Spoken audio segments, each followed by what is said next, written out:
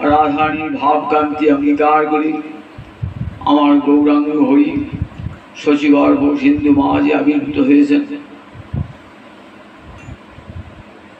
বর্ষাকালের দিনে সুরধ্বনির তীরে ভ্রমণ সখা ভক্তগণ সঙ্গে ভ্রমণ করতে করতে আকাশে মেঘ দিকে মুড়ে পড়ে গেল ঝুলন রসের কথা।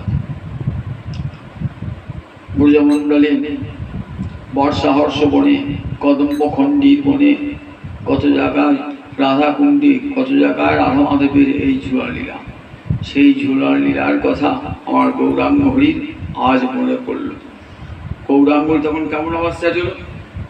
সুরধ্বনি তীরে আজ গৌর কিশোর, সুরধ্বনি তীরে আজ গৌর কিশোর, ঝুলন রঙ্গ